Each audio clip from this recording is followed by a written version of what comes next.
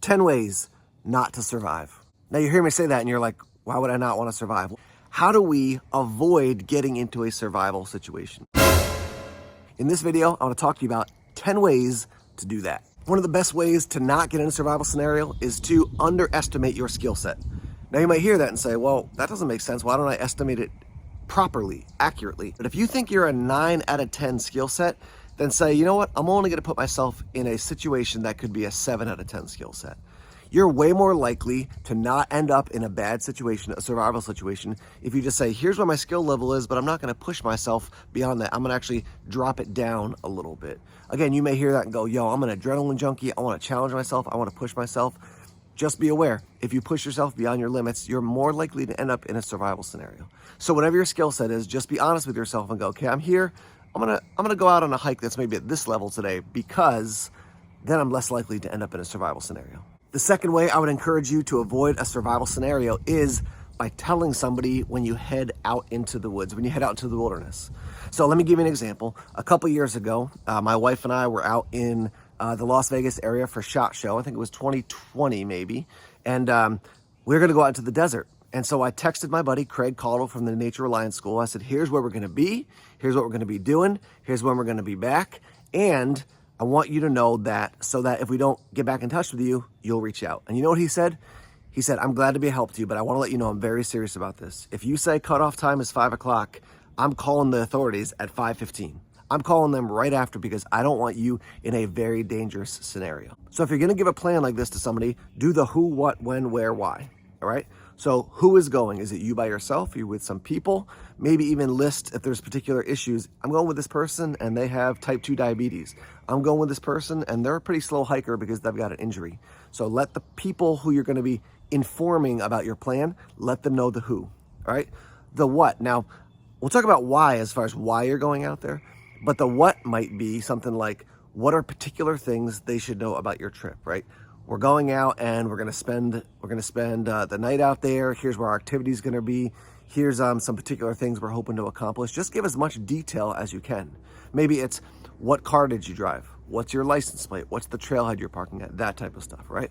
So who, what, when are you leaving? And when are you coming back? I'm leaving at 7 a.m. I'm gonna be back at 4. If you don't hear from me by 4:30, please call somebody to come help us, right? So that's the when. Where, say exactly where you're going. Don't just say, I'm going into the woods by my house. No, I'm going into this plot of woods. It's between this road and this road. I'll be out there for this time hunting, let's say. No, I'm going to this national park, this state park. I'll be on this circuit of trails. Be as specific as you can to the where of your adventure into the wilderness. And then the why is like, am I going hunting, fishing, hiking, rock climbing, spelunking, whatever it is. Just think about, if I'm going fishing, people know to look by bodies of water if I don't come back. If I'm going spelunking, they're going to be looking in caves. If I'm going rock climbing, they're going to be looking at the rock walls or the cliffs. So who, what, when, where, why.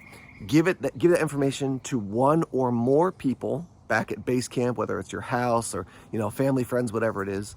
And those have to be people who are willing to make the hard call to say, if I don't hear back from Tim at this time, I'm going to call the police. I'm going to call the sheriff. Leaving a plan is a great way to avoid getting into a bad survival scenario. All right, the third way to avoid a survival scenario is the idea of threes. Now, there's a concept that people kind of in the tactical world will use when they talk about getting off the X, right? You see something's going down, it's a bad situation, get away from that situation where you are right now and get to another spot. One of the ways to do that is to be aware of 3 things that are aberrations.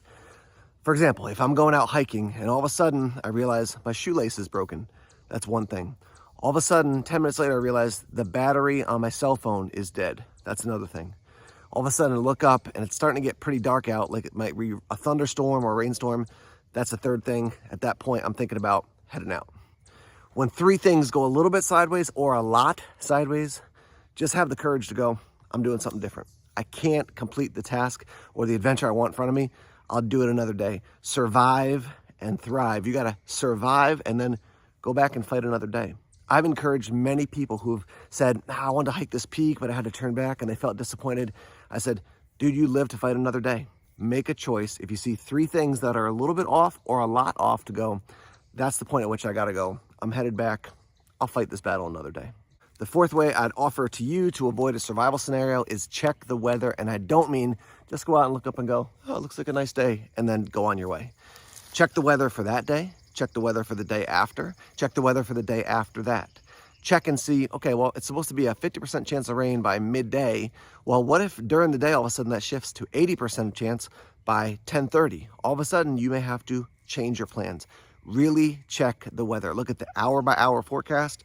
Look at the radar so you get a clear sense of what you might face. And then you can say, let's wait till another day. Or, yeah, we can do this, but we got to pack rain gear. We got to pack warm weather gear, whatever it is.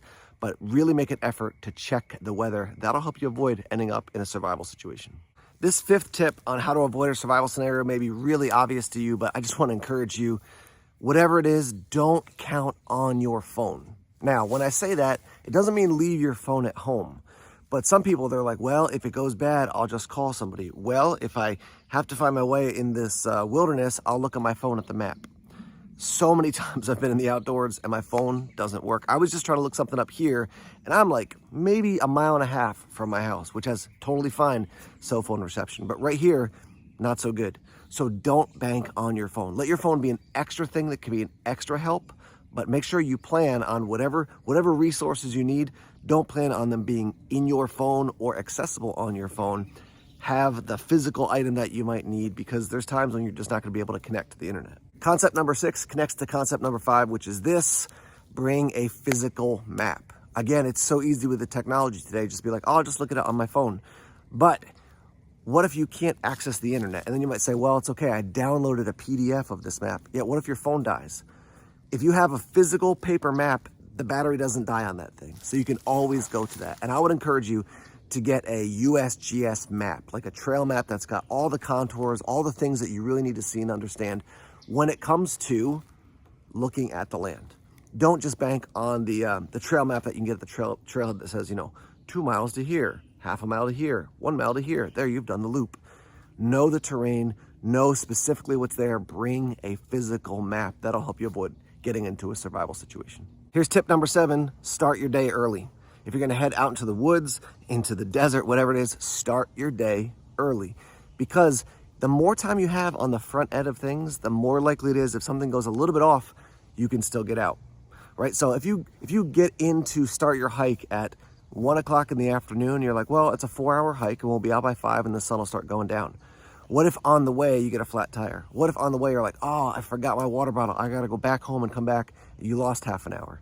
Start your day early, therefore you have more time, more daylight to actually figure out what to do if something goes off the plan a little bit. Always better to start early and come out early as opposed to start late and then get stuck in the wilderness. As I'm shooting this video, look at this little bugger right here. Can you see him? Little tick crawling up my leg. Nasty buggers, nasty. Tip number 8 is read this book from my friend Craig Cottle of the Nature Reliance School, and in particular, read chapter 3. It's called Increase Your Ability to Avoid Danger. Read that chapter, understand it. This he's a rock star. He's a rock star. He's kind of my hero. Don't tell him I said that, because no, you can tell him I said that. I think he's an awesome dude, knows his stuff so well. I encourage you to buy this book, his other books, but read chapter 3, Increase Your Ability to Avoid Danger. That'll help you stay out of survival scenarios. Tip number 9 is hydrate or die. I have done a lot of survival training over the years on my own. The number one thing that has kicked my butt is not being hydrated enough. So bring a Sawyer water filter, bring a life straw, bring iodine tablets, get one of the Grail water bottles, whatever it is, have water with you and have a way to get water. If you're not drinking water, yes, you'll get headaches more quickly. Overall, you won't feel as well, but you'll also hike more slowly because your whole body is dragging. So if a loop that was gonna take 2, 3, 5 hours, if you're not drinking enough water, that's gonna take more time. You're gonna be coming out in the dark. You're more likely to injure yourself, hurt yourself. So drink water, drink water, drink water.